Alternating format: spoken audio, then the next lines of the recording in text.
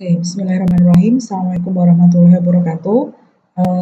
Dalam pertemuan ke-6 kali ini, itu saya akan menjelaskan materi tentang akuntansi biaya tentang berdasarkan pesanan. Ya, jadi kita membahas mengenai bab akuntansi biaya berdasarkan pesanan. Nah, kalau misalkan kita membahas tentang pesanan, itu berarti kan kita bertanya siapa yang melakukan pesanan, gitu ya.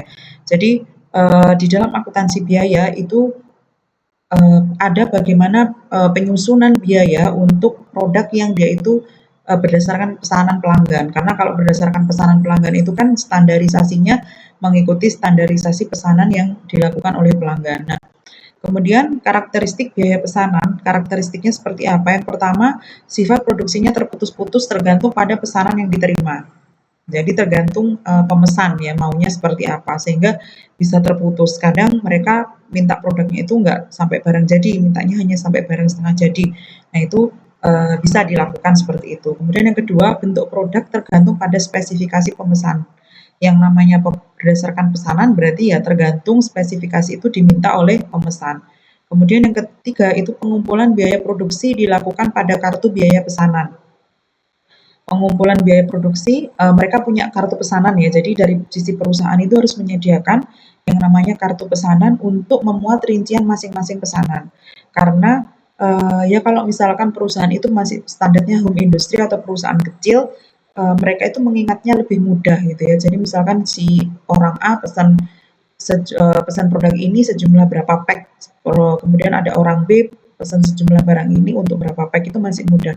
Namun ketika perusahaan itu sudah skalanya besar, mereka harus mempunyai yang namanya kartu pesanan karena untuk mencatat masing-masing itu mereka cuma punya produk yang lumayan banyak sehingga mereka harus masing-masing pesanan itu harus sesuai dengan kartu pesanan. Nah, ini sebenarnya tidak berlaku untuk perusahaan yang mereka hanya memproduksi produk yang sifatnya adalah seragam. Jadi saya ambil contoh misalkan kayak Otsuka gitu ya. Otsuka itu kan produknya hanyalah Pocari Sweat gitu ya. Ya otomatis ketika ada pemesan ya yang dipesan hanya Pocari Sweat aja karena nggak ada rasa-rasa gitu ya. Beda lagi dengan perusahaan-perusahaan yang sekelasnya misalkan kayak Indofood. Indofood itu kan yang dia produksi jumlahnya banyak, artinya jenisnya, variannya banyak. Sehingga kalau berdasarkan pesanan, ya mereka konsumen pinginnya seperti apa, baru perusahaan akan membuatkan seperti itu. Jadi tetap harus punya yang namanya kartu pesanan. Kemudian yang keempat, total biaya produksi dikalkulasi setelah pesanan selesai. Ini benar ya. Jadi kalau misalkan teman-teman semua ketika membuat produk itu sebelum menentukan produk A ini harganya sekian, misalkan Anda bikin donat, satu donat harganya 2.500 untuk 100 pack pesanan. Nah, itu otomatis kan Anda sudah membuat anggaran dulu gitu ya. Jadi bukan berarti ketika Anda harus mendapatkan pesanan 1.000 pack terus Anda nyoba dulu bikin 1.000 pack nanti jatuhnya berapa, tidak, tetapi bisa dianggarkan kira-kira dalam membuat 1.000 pack itu tadi bahan baku utama yang saya perlukan, atau kalau dalam hal ini saya contohkan donat ya, bahan baku utamanya untuk membuat donat itu saya menghabiskan tepung berapa kilo, kemudian telur berapa kilo, kemudian mentega berapa kilo, kentangnya berapa kilo. Nah, seperti itu sudah bisa dianggarkan di awal. Nah, makanya di dalam akuntansi biaya itu kan Anda juga mengenal penganggaran gitu ya. Untuk menganggarkan ketika ada apa? Ketika ada pesanan seperti ini. Kemudian yang kelima, biaya produksi per unit dihitung dengan membagi total biaya produksi dengan total unit yang dipesan. Ini benar ya. Jadi kalau misalkan saya contohkan, Anda menghabiskan uang 100.000 untuk membuat 100 pack donat. Berarti 100.000 dibagi 100 pack donat jatuhnya satu donat itu 1.000. Dengan catatan 100.000 itu tadi sudah total dari bahan baku, bahan penolong, tenaga kerja langsung maupun tenaga kerja tidak langsungnya. Itu semua sudah include di sana. Baru ketemulah nanti berapa total satu produk donat itu tadi selesai dengan biaya berapa. Nah, barulah ditentukan harga seperti itu.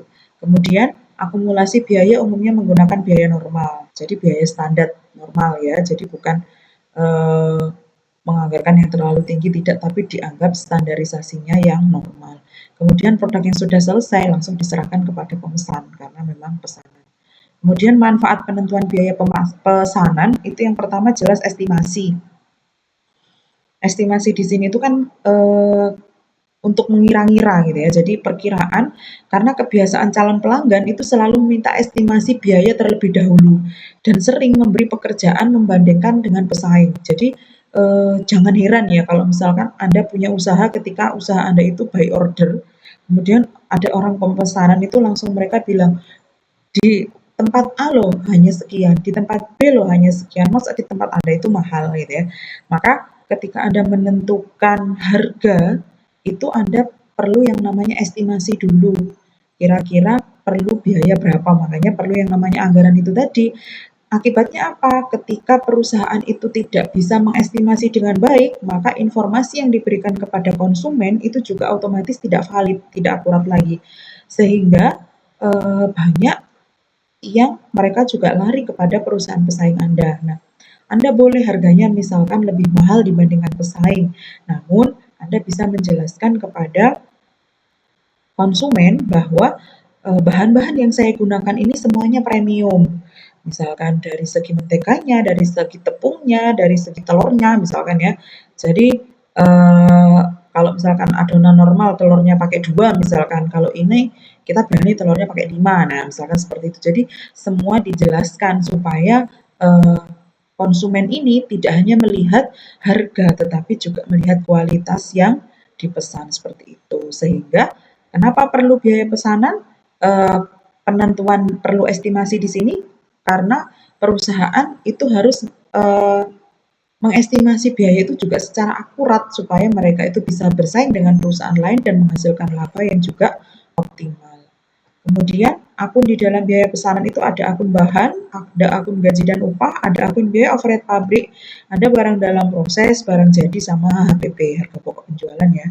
Nah, ini untuk tarif penentuan biaya normal, ini sudah saya singgung di estimasi biaya overhead pabrik ya. Ketika kemarin teman-teman saya jelaskan tentang biaya overhead pabrik, maka rumusnya adalah berapa estimasi BOP dibagi dengan apa yang ditanyakan, atau dasar estimasinya berapa, atau dasar alokasinya apa.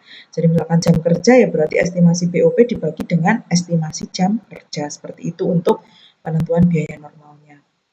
Kemudian mungkin teman-teman semua di sini akan muncul pertanyaan, di dalam proses pembuatan pesanan itu kan pasti ada yang namanya kerugian di dalam proses produksi gitu ya. Jadi kerugian di dalam proses produksi berdasarkan pesanan itu memang tidak bisa dihindari. Kerugian itu bisa diakibatkan oleh banyak macam ya, mulai dari kesalahan karyawan, kesalahan bahannya ya memang bahannya itu udah rusak, cacat dan lain sebagainya. Nah, di kerugian-kerugian ini sebenarnya kita bisa alihkan. Artinya apa? Ketika Anda itu membuat produk donat itu tadi ya yang saya contohkan, ketika Anda membuat produk donat itu tadi, Anda dapat pesanan 100, apakah kira-kira Anda bikin pas 100? Kemungkinan besar kan tidak, ya kan? Tetapi Anda bisa bikinnya itu 101, 102, 103. Pertanyaan yang muncul dari saya, kenapa kok Anda mau melebihkan? Karena alasannya mungkin takut produknya ada yang cacat, atau karena alasannya takut ada produknya yang itu memang rusak. Nah, seperti itu ya. Atau jangan-jangan ada yang donatnya yang harusnya bundar nggak jadi bundar, Bu. Nah, seperti itu ya. Sehingga perlu yang namanya dilebihkan itu tadi. Namun kalau kita membaca dari sisi biaya, itu sebenarnya kan sudah mengalami kerugian karena Anda sudah mengeluarkan biaya untuk kelebihan produk itu tadi. Nah, ketika produk yang lebih itu tadi, itu sebenarnya Anda tidak mengalami kerugian selama produk itu masih bisa dijual kembali. Nah, makanya di dalam bab ini itu saya bahas tentang kerugian-kerugian di dalam proses produksi itu ada 3. Yang pertama adanya sisa bahan, yang kedua adanya produk cacat, dan yang ketiga adanya produk rusak. Sisa bahan, nah ini saya flashback melihat beberapa contoh perusahaan yang di Jepang ya. Jadi kesuksesan perusahaan yang di Jepang itu saat ini mereka menganut yang namanya zero defect, ukuran untuk mengurangi kerugian karena biaya itu besar untuk mengurangi kerugian itu kan juga otomatis tinggi gitu ya. Jadi otomatis sisa bahan itu mereka jarang ada. Kenapa? Kalau misalkan di manajemen operasional kan teman-teman mengenal yang namanya EOQ ya, Economic Order Quantity, ada Material Requirement Planning, yaitu mereka membuat produk ya berdasarkan pesanannya aja, kalau bisa nggak sisa bahannya gitu ya. Nah, dalam proses fabrikasi, sisa bahan itu berasal dari apa? Kadang pengolahan yang kurang baik, itu bisa menjadi sisa bahan. suku cadang yang rusak atau yang cacat nggak bisa diretur. Stok bahan itu terlalu lama. Kadang kan ada tipe bahan yang semakin lama dia disimpan itu semakin rusak. Bukan semakin lama dia disimpan semakin bagus, beda ya. Karena ada bahan juga yang semakin lama disimpan itu semakin bagus. Contohnya apa? Tembakau. Tembakau itu ketika dia semakin lama disimpan, maka dia akan semakin enak, semakin bagus menurut para perokok gitu ya. Tapi kalau kita misalkan menyimpan bahan baku mie gitu ya, bahan bakunya adalah tepung. Semakin lama tepung itu disimpan, maka semakin dia rusak. Nah, itu juga akan mengakibatkan sisa bahan. Kemudian mesin-mesin pengolahan yang sudah terlalu tua, penghentian proyek percobaan itu juga mengakibatkan sisa bahan. Nah, jurnalnya ini kalau biaya bahan, pembelian bahan, jurnal pembelian bahan itu ada tergantung bahannya ya, dia belinya secara kredit atau cash ya. Kalau misalkan kredit ya berarti bahannya yang bertambah, utang dagangnya yang bahannya yang bertambah, utang dagangnya juga bertambah gitu ya. Kemudian kalau penggunaan bahan itu langsung masuk ke barang dalam proses, itu yang perlu teman-teman ingat ya. Kalau pembelian bahan ya berarti masih tetap ada bahan baku, bahannya apa, ada utang dagang atau bahan pada kas. Tapi kalau sudah digunakan bahan itu, maka bahan itu masuk ke barang dalam proses jurnalnya. Kemudian yang kedua ada produk cacat. Produk cacat itu adalah produk yang dihasilkan dalam proses produksi, di mana produk yang dihasilkan tidak sesuai dengan standar mutu yang ditetapkan. Tetapi secara ekonomis produk tersebut dapat diperbaiki dengan mengeluarkan biaya tambahan. Jadi produk cacat itu sebenarnya masih bisa diproses kembali, namun perlu tambahan biaya untuk menjualnya, gitu ya, untuk menyelesaikannya. Nah, faktor penyebab produk cacat itu sifatnya normal, ada yang sifatnya normal. Apa? Dalam setiap proses produksi, baik yang dilakukan dengan menggunakan biaya pesanan, produk cacat itu nggak bisa dihindari. Maka untuk memperbaikinya bisa membutuhkan biaya-biaya tertentu. Nah, contohnya ini ada PT Lucky Star, nah dia punya produk seperti ini. Nah, ini mungkin langsung saya tunjukkan jurnalnya gitu ya. Kalau jurnalnya di sini produk cacat itu nanti masuk ke pengendali overhead. Kemudian ada persediaan bahan baku, beban gaji, dan beban lain-lain sesuai dengan latihan soalnya itu. Kemudian faktor penyebab terjadinya produk cacat yang kedua karena kesalahan. Kalau yang tadi yang pertama sifatnya normal karena memang benar pasti akan terjadi produk cacat di dalam semua proses produksi itu ya, entah yang harusnya bundar adonannya terus kemudian jadi lonjong, nah itu ya. Kemudian karena kesalahan, ya memang terjadinya produk cacat akibat kesalahan dalam proses produksi seperti kurangnya perencanaan, pengawasan dan pengendalian ataupun kelalaian pekerja. Maka biaya untuk memperbaiki produk cacat ini diperlakukan sebagai rugi produk cacat, tetapi tetap masuk ke dalam laporan keuangan. Nah, ini ada contoh soalnya beserta dengan jurnal. Kemudian ada produk rusak. Produk rusak adalah produk yang dihasilkan dalam proses produksi di mana produk tersebut tidak sesuai dengan standar mutu tetapi secara ekonomis itu dapat diperbaiki namun juga tetap mengeluarkan biaya. Produk rusak ini umumnya diketahui setelah proses produksi selesai. Jadi produk rusak ini mirip dengan produk cacat ya. Atau bahkan kadang produk rusak ini memang nggak bisa diperbaiki sama sekali ya. Misalkan kalian dapat pesanan donat, kalau yang tadi awalnya donatnya yang harusnya bundar terus jadinya lonjong itu kan masih cacat ya.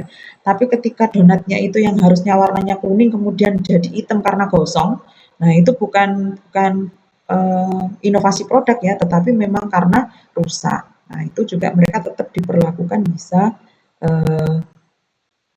masuk ke dalam laporan keuangan sebagai pengurang pengendali overhead. Nah ini untuk contoh soalnya, gitu ya. Oke, saya rasa itu yang bisa saya sampaikan dalam video saya kali ini tentang akuntansi biaya pesanan. Untuk latihan soalnya nanti bisa kita bahas di buku akuntansi biaya yang kita gunakan. Demikian dari saya. Assalamualaikum warahmatullahi wabarakatuh.